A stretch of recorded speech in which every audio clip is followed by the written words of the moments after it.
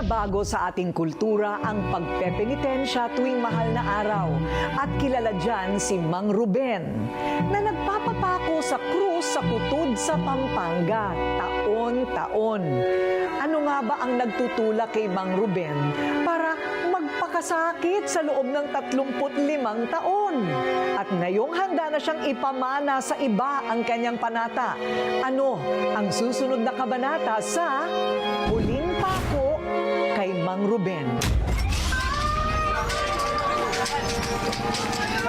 Marami ang namamangha sa kaugalian at tradisyon ng mga taga-barangay San Pedro Putud sa San Fernando, Pampanga.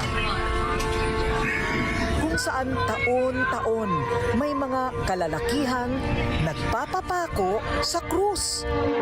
Dito kasi nag-umpisa yung pagpapako sa krus 1955 pa. Yung mga ninuno namin, mga lolo, mga lola, ginagawa lang po ito, mga traditions. Kumbaga, iniimbitan sila sa iba't ibang lugar para magtanghal ng sarsuela. Naging panata na at saka yung mga nagpepenitensya talaga.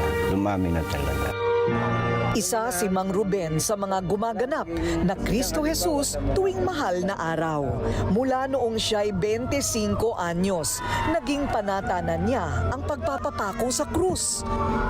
Pangako raw niya sa Panginoong Diyos ang 9 na taong panata nang mahulog siya mula sa mataas na gusali at himalang nabuhay pa rin. Nalingat ako ng konti, nasa lupa na ako. Hindi ako makatayo dahil pinakikiramdaman ko muna yung sarili ko. Ito ang unang milagro para kay Mang Ruben. Ang siya'y nakaligtas sa tiyak na kamatayan sa pagkakahulog niyang yun. Diyos ko! Sa pagkakabagsak niya, hindi man lang nabagok ang kanyang ulo, wala man lang galos ang kanyang katawan. Yung pagkabagsak ko yun, mga ilang minuto, may pumasok sa isip ko na magpasalamat sa Diyos sa pamamagitan ng pagpako sa krus. Wala raw siyang naramdamang sakit habang lumalagos ang pako sa kanyang paa at kamay nung una niya itong sinubukan. Pero, ng mga sumunod na mga taon, naramdaman na niya ang matinding sakit ng bawat pagbaon ng pako sa kanyang katawan. Lalo na nung 9 na taon na akong nagpapapako, ayun, umpisa na yung sakit talaga. Ay, kailangan isigaw mo na yung buong lakas ng boses mo. Pero hindi siya umatras sa kanyang penitensya. Talagang pinangatawanan na niya ang pagiging Kristo sa senakulo tuwing mahal na araw. Nagpapasan na rin ng krus si Mang Ruben. Nung ako na pong gumanap na Kristo, ang sabi nung pinaka-director namin, makakaya mo ba yung sa paa? Namamanata lang po kami, hindi nagpapakamatay.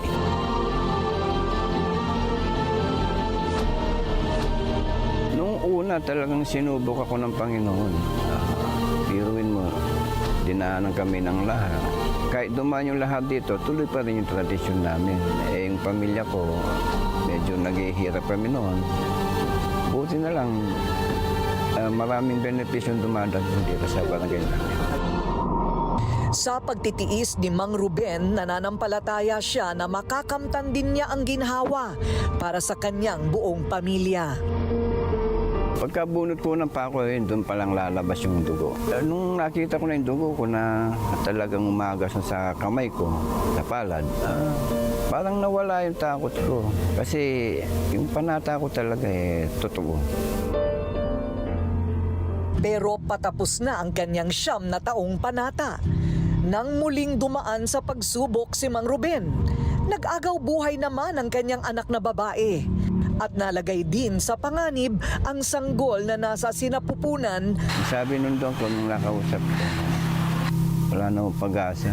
Hindi ko matiis na tingnan yung anak ko na nakahiga sa kama ng ospital na nag-aagaw buhay. Nung nagdasal na ako, narinig ng Panginoon yung dasal natin, nadadagdagan ko pa ng 9 na taon yung panata ko, mabuhay lang yung anak ko.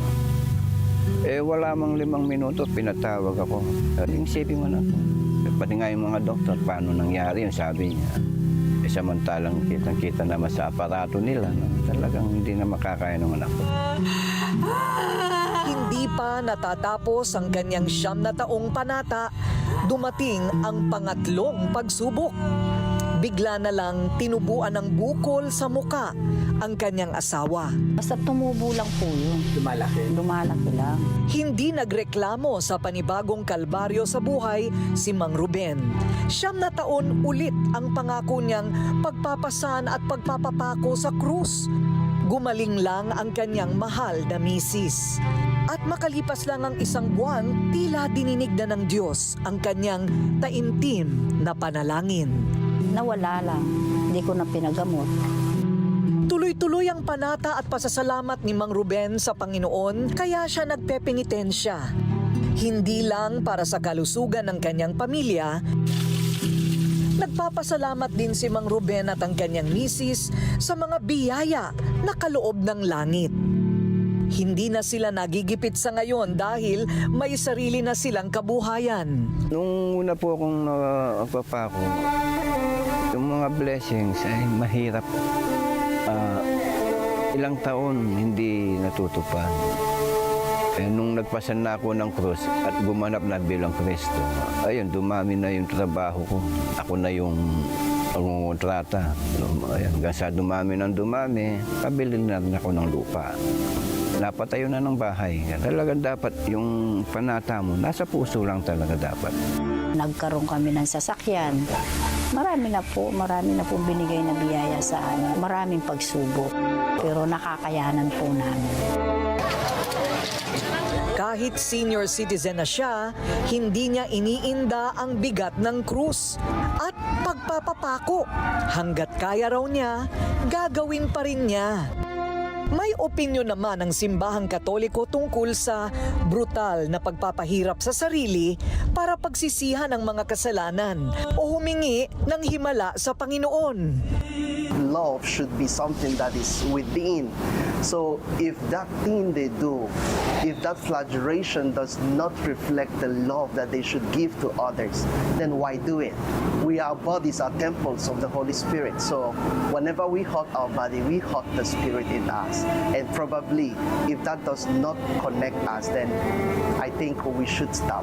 Ang danger doon sa mga nagpapapako sa krus ay baka ito lang ay isang nagiging show, nagiging tourist attraction, which is hindi iyon ang intensyon ng simbahan, kaya didi-discourage ito. Mas mahalaga ang pagkukumpisal o pag-amin sa ating mga kasalanan at upang tayo mapatawad sa ating mga nagawang kasalanan kaysa sa magpapapako tayo sa krus, sasaktan na natin sarili natin. Sa pagpapapako ni Mang Ruben, nakatulong din siya sa kanyang kabarangay.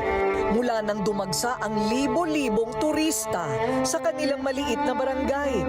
Halos 15,000 to 20,000 po ang dumadayo dito sa barangay namin. Masasabi ko pong mabless itong barangay namin, yung mga establishment dumami, halimbawa yung mga daan talagang nasamentuhan. Umunlad na po itong barangay namin. Pero hindi raw negosyo ang pananampalataya. Sa tunay na buhay, sinusunod daw ni Mang Ruben ang 10 utos ng Diyos. Pero aminado rin siya, pagkat tao lang, hindi siya perpekto. Alam nating dalhin kung paano yun. Kasi iniingatan ko yung image ko bilang Kristo. Ayaw kong mawala yung pananampalataya ng aking mga kabarangay. 62 years old na ngayon si Mang Ruben. Kahit sabihin pang malakas pa, rumurupok na rin ang buto habang tumatanda ang tao. Pinakikiramdaman ko na yung katawan ko. Kung makakaya pa, yung bigat ng krus. Yung sakit makakaya ko Paano yung bigat ng krus? Yung paglalakad ng 2 kilometro. Hindi ko nakikita na mamamatay ako sa krus. Kontento na at masaya na si Mang Ruben sa kanyang buhay dahil sa kanyang pananampalataya at ramdam niyang malapit siya sa Diyos. Pag namamanatay, di lang sarili kong pinagpapanata ko, di lang yung mga pamilya ko. Yung mundo na.